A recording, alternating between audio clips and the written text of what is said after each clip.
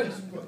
You might have seen that article that was, what, about a month ago, talking about this man that murdered his wife with a banjo. I always knew they were dangerous, especially if it's bluegrass attached to it. Some people play so fast, they go, why you so that's a pretty song, why don't you slow down, let me hear it. But then, yeah, then it blues. But you know, not only am I going to play some banjo, but we're going to play two banjos. We're going to get it down. You know,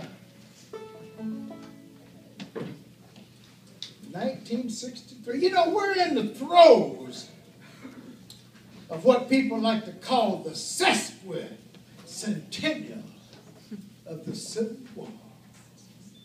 Sesquicentennial. Do you know how long it took me to be able to say that without fighting? I mean, y'all all appreciate I said that. Much less know what it means. But I would tell them, I would say appreciate you. Because they may want to slip me 100 or something. Oh, okay. So that's appreciation. You want more than that. Yeah, oh yeah. But 150 years ago, Civil War. But this is also the sesquicentennial of the Emancipation Proclamation. Yes. Now, there are a lot of revisionist historians that try to say, you know, Lincoln didn't care nothing about the black man. You know, Roe Bennett Jr. That's because, you know, he wasn't paying attention when he stood. Because let me tell you, Abraham Lincoln was an abolitionist from the time he was 18 years old, children.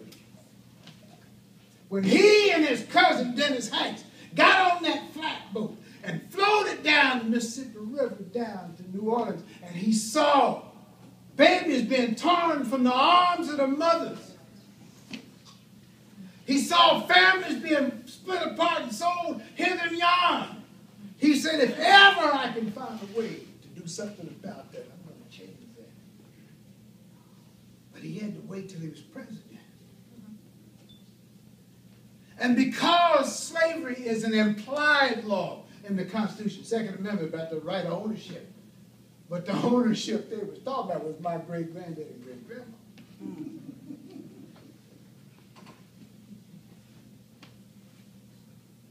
So he couldn't just, see, people weren't paying attention in the 8th grade civics class. See, that's the problem with most people today. I found out people don't know what the heck's going on. If you was paying attention in the 8th grade civics class, they'd tell you what the country's worked out to be and who has what responsibilities. See, the president is the executive branch. All they can do as president is enforce the laws the legislature sends them. So if you don't send people to work with the president, all he can do is maybe do 1 or 2 little executive orders. That's not all he can do. Send the man some help.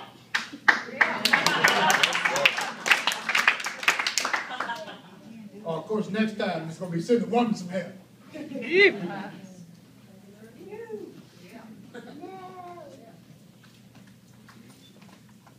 Abraham Lincoln could not abolish slavery, but as a War Powers Act, he could abolish slavery because the Confederacy was using those slaves to further the war effort. And so he said, I'm going to confiscate that property. And so that's why they started calling slaves contraband. Didn't mean they played for them little dances y'all do in the loft.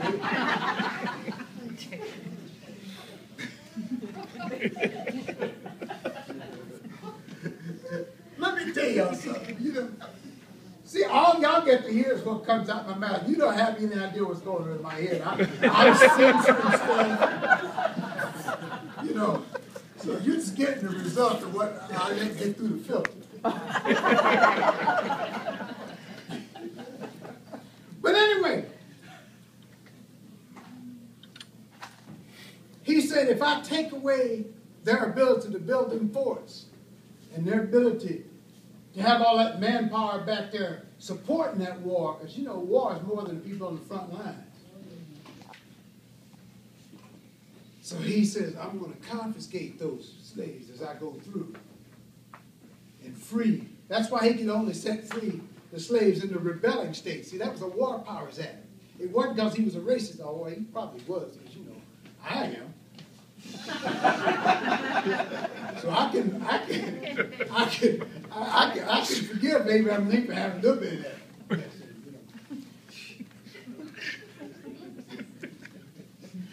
The reason I know I am because I notice while I'm watching football, if they got a black quarterback, I switch sides to who I'm.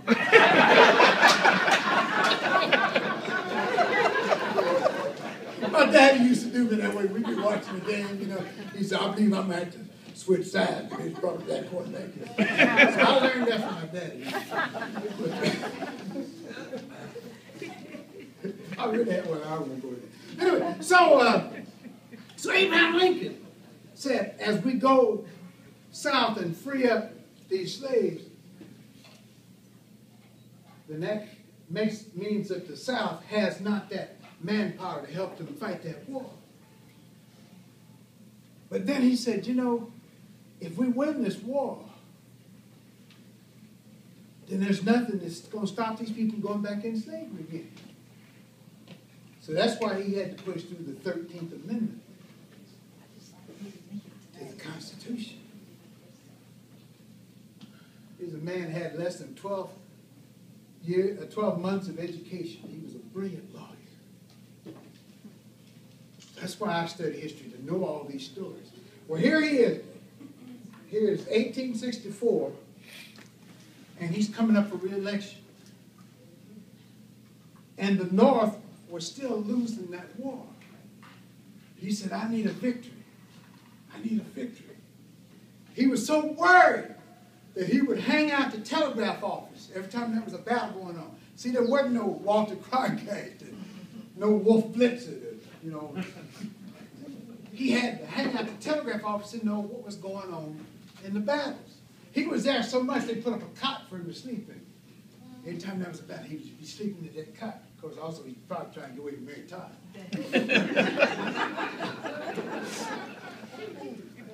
You know, she was a crazy Lexington, Kentucky woman. Anyway.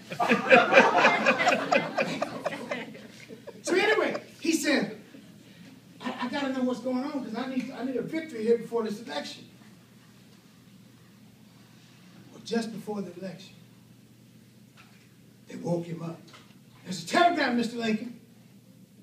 And it was from one of his generals, his modern generals, a guy named for a Shawnee war chieftain, William Tecumseh Sherman. He said, Atlanta is ours and fairly won. Now, folks, Atlanta's a pretty big city now, but even then it was a big city. In fact, it used to be called Terminus, because that's where all the railroad lines of the South ran right through Atlanta. And so by Sherman taking Atlanta, logistically, what did that do to the South's war effort? Logistically, they couldn't move the troops. They couldn't move supplies because he took Atlanta. But then he did something totally unprecedented. He cut off all communication with Washington, D.C. and took his 60,000-man army, cut a 60-mile wide swath, 300 miles from Atlanta to Savannah. They called it Sherman's March to the Sea. And just before people went to the voting booths to vote, another telegram arrived and said, Merry Christmas, Mr. President. I present to you Savannah, Georgia. The North was ecstatic. We're finally winning the war. Oh, yeah, some of them songwriters started writing songs. There was a man named Henry Clay Work, named for Henry Clay, the famous abolitionist from Louisville, Kentucky.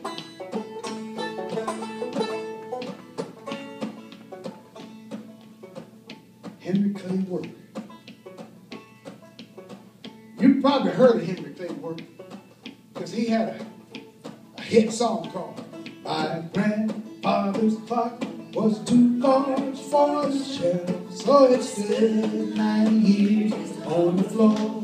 You remember that song? Yeah. Every time Henry Claiborne would do a concert, R.B., they would be out there in the audience with their cigarette lighters. Do grandfather's clock!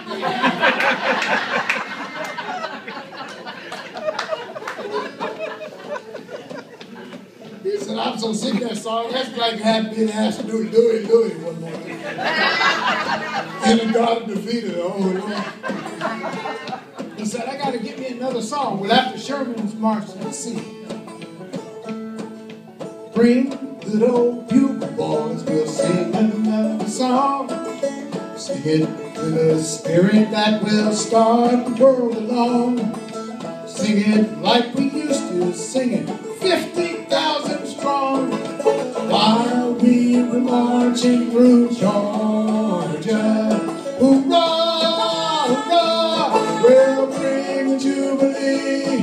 Hoorah, hurrah, hurrah, the flag will miss you free. So we'll sing the chorus from Atlanta to the sea. While we were marching through Georgia, Sherman's dashing Yankee boys, they'll never reach the coast. So the saucy rebel said, and it was a handsome boast.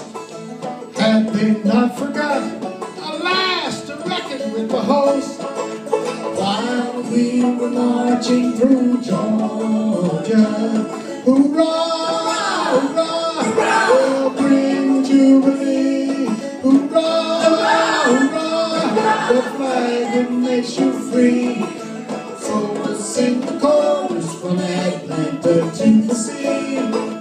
While we were marching through Georgia, so we made a thoroughfare for freedom and her train. 60 miles in latitude, 300 to the main. Treason fled before us, for resistance was in vain. While we were marching through Georgia, hoorah, hoorah, bring the Jubilee. Hoorah, hoorah, makes you free. So we'll sing the chorus from Atlanta to the sea. While we were marching through Georgia, hoorah, hoorah, bring the Jubilee. Hoorah, hoorah, makes you free. So we'll sing the chorus from Atlanta to the sea. While we were